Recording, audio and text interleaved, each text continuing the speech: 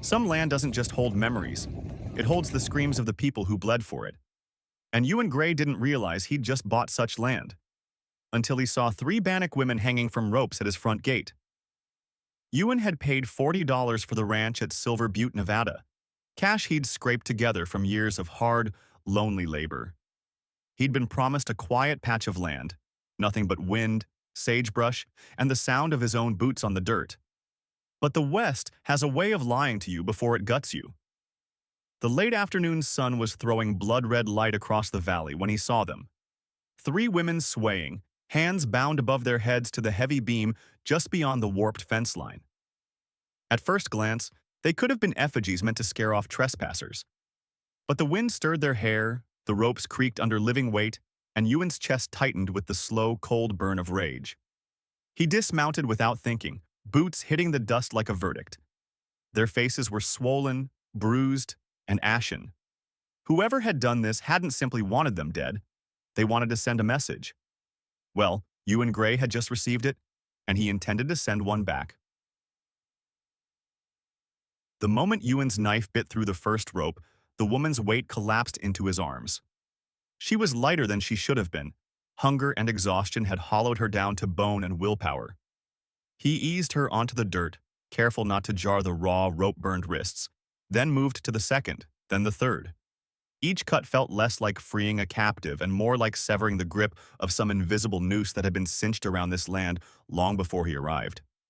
The air was thick with the metallic tang of blood and the faint rot of neglect. His mind worked fast. These women had been left here deliberately, and not just for death. They'd been staged, put in plain sight, so that someone, maybe him, would find them. Which meant whoever had done this either knew he was coming, or didn't care who stepped into the snare. Inside the ranch house, he tore open an old trunk, found a moth-eaten quilt, and ripped it into strips. He rubbed life back into their arms and legs, then stoked the iron stove until the flames roared. Water boiled. Tin cups clinked against the counter. He tilted each to cracked lips, watching for the twitch of a swallow. The tallest woman stirred first, her dark hair matted, jaw locked tight, eyes narrowing at him, not in fear, but in assessment, as if she was measuring whether he was worth her trust. The second's gaze was softer, but carried the same guarded distance. The youngest flinched when his shadow crossed her, curling in tighter against the quilt. Ewan didn't speak. Words were fragile things in moments like this, too easily broken or mistrusted. Instead, he crouched near the stove, letting the heat fill the silence, letting them see he wasn't reaching for the rope again. Outside, the desert sun was bleeding into the horizon, painting the yard in long shadows. Ewan glanced toward the fence line where the beam still stood, empty now, but looming like a gallows that hadn't finished its work. A cold certainty settled in his chest. Whoever had done this wasn't finished. They would come back. And when they did, they wouldn't just be coming for these women. They'd be coming for the man who cut them down. If you've been pulled into this moment, let me know in the comments by typing "wow" and hitting subscribe. If you didn't enjoy it, hit like anyway. Trust me, you'll want to see what's coming next. Morning came slow and reluctant, the pale Nevada sun crawling across the warped floorboards of the ranch house. Ewan had spent the night in a chair, boots still on, rifle within arm's reach, while the three Bannock women huddled near the stove. The faint crackle of the fire was the only sound between them. It was the tallest who spoke first. Her voice was hoarse but carried the weight of command. "My name's Kaina," she said. "These are my sisters, Sorel and Mira." Ewan nodded, saying nothing, giving her the space to decide what to share. Kaina's eyes, sharp despite the swelling, locked on him. "This land was ours, long before you bought it, before it was stolen." She paused, watching his reaction. Ewan had heard stories of stolen tribal lands, but the way she said it wasn't just history, it was accusation. Sorel's voice joined in, calmer, but no less steady. "Our family lived here for generations. The soil's poor, but deep under the ground. There's water, enough to survive when the rest of the county goes dry. We kept it secret, even from some of our own." Mira, the youngest, clutched the quilt tighter. Her voice trembled when she spoke. "But secrets don't stay buried. Ewan's jaw tightened. He could feel the turn in the air, the part where a story shifts from memory into something bloody. Kana's gaze hardened. The Blackthorn family found out. They came at night, shot the elders, burned the storage huts, poisoned the well. She stopped for a moment, her hand tightening around the edge of the blanket. We were taken away before the attack. Our uncle thought we'd be safer elsewhere. But Blackthorn's men hunted us down anyway. Sorrel leaned forward, her eyes flicking between Ewan and the stove flames. We carry what's left of our people, the memory of where the water runs, and a map drawn by our father before he died. Ewan felt the pieces click into place. In the West, water was more than survival. It was power. The kind men would kill for without hesitation. Kana's voice dropped to a steady, dangerous rhythm. That map's in 3 pieces. Each of us has one. Only together can it be read. That's why they didn't just kill you outright, Ewan said slowly. They need all 3 alive until they can put it together. Kana didn't confirm or deny. She didn't need to. The truth hung between them like the smoke from the stove. Sorrel's tone sharpened. We weren't left hanging out there for chance. We were bait. Whoever came to cut us down was meant to be caught in the net too. Ewan's mind flashed back to the old man in town who'd sold him the ranch for next to nothing. The way he'd avoided eye contact. The deal that had felt too easy. The anger inside him thickened. Someone had set this up. Mira's eyes, wide and dark, lifted to his. If you hadn't stopped, we'd be dead by now. Ewan shook his head. If I'd stopped, I'd be carrying that in my bones for the rest of my life. And I've carried enough already. Kana studied him for a long moment. She was a woman used to reading people, and whatever she saw in his face made her shoulders ease just slightly. But there was no relief. Only the grim understanding that their survival came with a price, and the men who'd hung them weren't finished. Outside, the wind rattled the loose boards along the fence line. Ewan's eyes shifted toward the door. If the Blackthorns want that map, they'll be back, and they won't care who's standing in the way. Kana's lips curled into something that wasn't quite a smile. We know. The room fell silent again, the air heavy with what hadn't been said. They were alive now, but in the West, that could change before the next sunrise. And somewhere out there, riders were already moving, drawn by the scent of unfinished work. The afternoon wore on in uneasy quiet. Ewan had gone out to check the fence line, a hammer in one hand, nails in the other. Every creak of the boards, every whisper of wind through the sage felt like a signal he couldn't quite read. Inside the house, Kana, Sorrel, and Mira stayed near the stove, their voices low enough that only the murmur of syllables reached him. It was the dust that caught his attention first, thin, brown, and deliberate against the pale horizon. Not the random scatter of wind, but the steady plume of riders who knew exactly where they were going. Ewan set the hammer down, brushing the grit from his palms. He didn't need anyone to tell him this was trouble. By the time the 3 figures came into focus, Kana had stepped onto the porch behind him, her eyes narrowing. "Crow," she said, her voice ablade. Ewan didn't have to ask who she meant. Gideon Crow's reputation had a long reach. Blackthorn's right hand, the kind of man who left fires in his wake and made his point with bodies. Crow reined his horse in at the foot of the porch steps, the black coat he wore snapping in the wind. His pale eyes were flat and cold, scanning Ewan like a man measuring the depth of a grave. "Afternoon," he drawled. "I hear you bought yourself a fine little patch of land, Gray." "If that's what you call it," Ewan replied, his tone even. Crow's gaze drifted past him, toward the dim interior where he knew the women were. "Word is you've got guests. 3 of them. They belong to my employer." Ewan's jaw tightened. "People don't belong to anyone." Crow's thin smile didn't reach his eyes. "That's a nice sentiment. Trouble is, those 3 carry something my employer values. You hand them over, we all walk away without blood on the ground." Behind Crow, 2 riders shifted in their saddles, rifles angled just so, ready, but not raised. The standoff felt like a taut rope between them, fraying under the weight of unspoken choices. Ewan didn't look away. "They're not going anywhere with you." The smile fell from Crow's face, replaced by something harder. You think you can stand between me and Blackthorn's business? Looks like I already am. Crow studied him for a long moment, the way a wolf sizes up another predator. Then he leaned forward slightly in the saddle. I'll give you one day. By sunset tomorrow, you ride those girls into town and put them in my hands. Do that. And maybe you keep breathing. Don't, and I'll come back with more men than you can count, and I'll burn this place down to the last nail. He turned his horse with a sharp pull, the other riders following, their hoofbeats pounding a slow, deliberate warning into the ground. When the dust finally settled, Ewan felt Kana's eyes on him. You could have let him take us, she said, her tone unreadable. Would have saved you a world of trouble. Ewan looked at her, then at Sorrel and Mira standing just inside the doorway.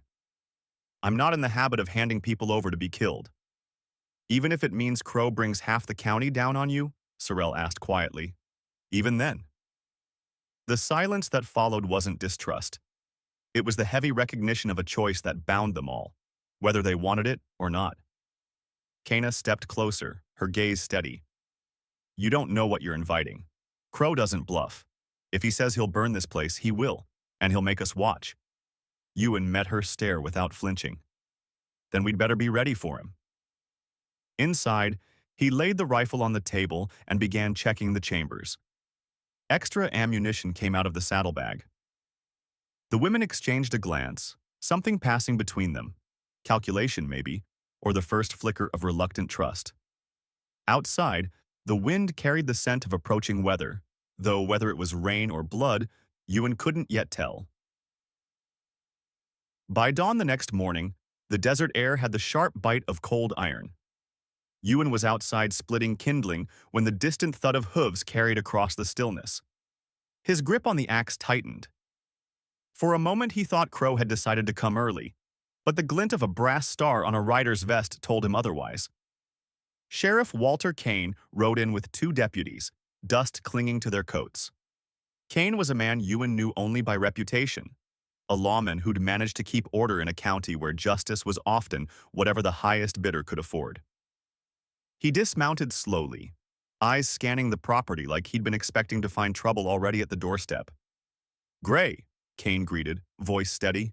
Heard Crow paid you a visit. Ewan gave a short nod. Yesterday.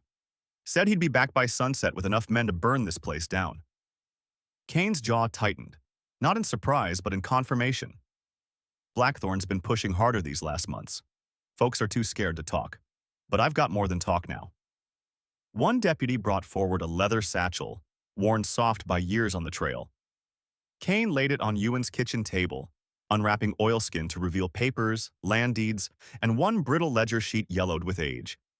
The handwriting was precise, the kind of script used by men who kept score in ink. This came from a man named Fletcher Roan, Kane explained. Drunk himself stupid in Dry Creek, bragged about what he'd done. When I locked him up, he sobered fast and told me where he kept his keepsakes. Kana, Sorrel, and Mira stood close, their eyes fixed on the ledger like it was a wound made visible. Kane's finger tapped beside an entry marked with a chilling note. Well disabled, no survivors. Kana's voice was taut. And you think this will matter? Blackthorn owns half the town. The judge plays cards in his parlor. It'll matter, Kane said evenly, if we get it in front of the right eyes, and if you 3 are willing to testify. Names, dates, what you saw. This ledger backs you up. We can tear a hole in Blackthorn's shield. Silence gripped the room. The sisters exchanged a look. Silent, but heavy with shared history. Finally, Sorrel spoke, her tone measured. If we do this, how long before Crow comes for us? Kane didn't flinch. He'll come. That's why I'm here now.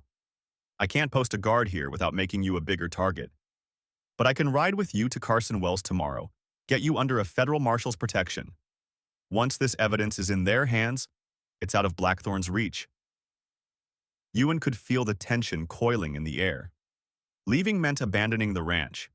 Staying meant waiting for Crow's torch. Kana's eyes met his, searching for the answer he hadn't yet spoken. You'd ride with us. If you go, I go, Ewan said simply. Kane's presence filled the small kitchen, his words low but certain. Blackthorn thrives on fear, But once the truth starts moving, even he can't stop it without exposing himself. This ledger is more than proof. It's a weapon. Kana finally gave a small nod. We'll testify. Not because we think the law will save us, but because our father's blood deserves more than silence. Then we move fast, Kane said. Pack what you need. I'll have fresh horses ready by dawn. By midday, Kane and his men rode off to set things in motion, leaving the ranch in a tense stillness. The plan was simple enough on paper. Stay alive until morning, ride out with the sheriff, deliver the evidence and testimony. But Ewan knew the West had a way of burning paper plans to ash before sundown. The rest of the day was spent turning the ranch into a fortress.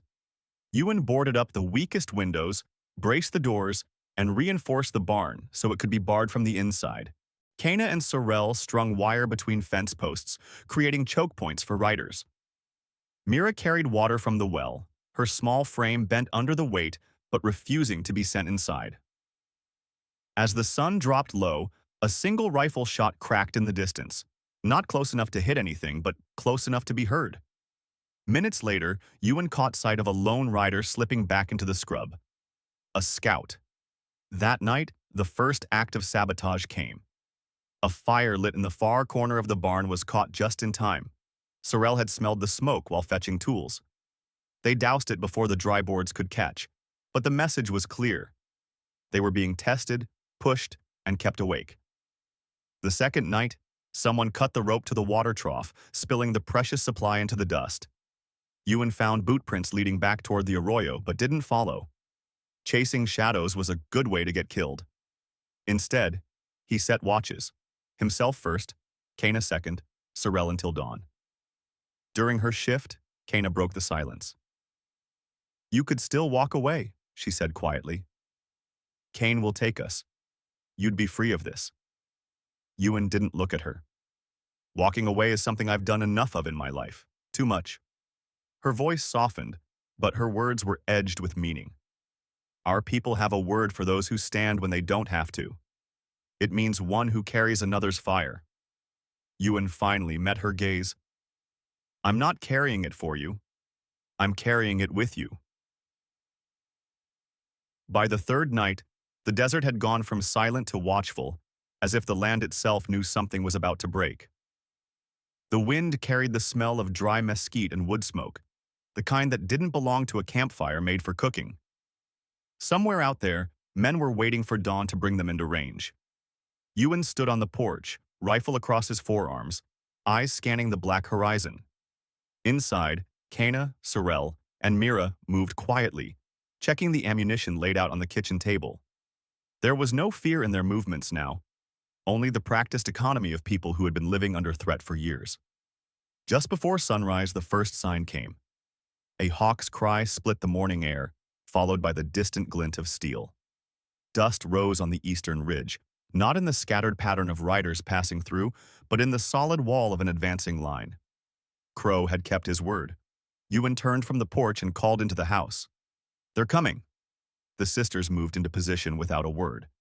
Sorrel took the back window, Kana the north fence line. Mira crouched low in the barn with a shotgun, ready to cut off anyone who got too close. The riders broke into two groups as they neared, one heading straight for the main gate, the other flanking toward the barn. Ewan squeezed off the first shot before they reached shouting distance, the crack of the rifle echoing across the yard. A man tumbled from his saddle, his boot catching in the stirrup as his horse bolted. Crow's voice carried over the chaos, sharp and venomous. You've made your choice, Gray. Damn right I have, Ewan muttered, working the lever and firing again. Gunfire erupted from the rear of the house, Sorrel's window position finding its mark. The flanking group veered, trying to circle around, but Kana's rifle cracked from behind the fence, dropping another rider. Mira waited until two broke off toward the barn, then stepped out from the shadows, both barrels of the shotgun roaring like thunder. The fight was fast, brutal, and loud enough to make the boards of the porch tremble. Bullets punched splinters from the railing near Ewan's arm, and the air filled with the acrid sting of gunpowder. He caught sight of Crow riding hard toward the house, his black coat streaming behind him like a crow's wing. Ewan met him halfway, stepping off the porch and into the yard. The two men's eyes locked. No banter, no warning. Crow drew first, but Ewan was faster. The rifle bucked, and Crow's horse reared, throwing him to the ground. Crow tried to rise, pistol still in hand, but Cana's shot from the fence line drove him back down into the dust. He lay still, the wind tugging at the brim of his hat. The remaining men scattered. Some dragged the wounded away, others spurred their horses toward the open desert, leaving only the dead and dying in the yard. The air seemed to sag in on itself as the last hoofbeats faded. For a moment, no one moved. The four of them stood in the wreckage of the fight, the adrenaline still hot in their blood. Then Sorrel lowered her rifle, her voice steady but low. "It's over." Ewan wasn't so sure. For now? They gathered what they could, extra ammunition, water, and the ledger Kane had left in their keeping, and prepared to ride for Carson Wells before word could spread. But as they moved through the house, Ewan noticed something different. The way Cana touched the wall by the door as she passed, the way Mira paused to look out at the yard, the way Sorrel's eyes lingered on the stove's faint embers. This wasn't just leaving, it was the beginning of taking something back. The ride to Carson Wells was long and silent, the only sounds the creak of leather and the rhythmic clop of hooves. By the time they reached the marshal's office, Kane was already there, leaning against the hitching post like he'd been waiting all morning. The ledger and the sisters' testimony were placed into federal hands before noon. Blackthorn's reach began to crumble within days. Witnesses came forward, emboldened by the sight of the sisters walking free under the marshal's protection. Land deeds were challenged, stolen wells reclaimed. Weeks later, the four of them returned to the ranch. The barn still bore scorch marks. Half the fence line was gone, and the well rope had been cut clean through. But the land was theirs. They worked side by side to rebuild, their movements falling into an easy rhythm born of survival. By the time the first shoots of green broke the hard earth, the place no longer looked like a battlefield. It looked like a home, one built not by bloodlines but by choice. Ewan would often catch Cana looking out over the pasture in the evenings, her profile cut against the gold of the setting sun. "Our father used to say the land remembers the hands that keep it," she told him one night. "If we ever had to leave, it would wait for us." Ewan looked out at the furrows they'd planted, the repaired barn, the fence line standing straight again. "Then we'll give it something worth remembering." And in the quiet that followed, it felt as if the desert itself had exhaled. Finally, after too long, letting them belong. This story reminds us that courage is not the absence of fear, but the choice to stand when it would be easier to walk away.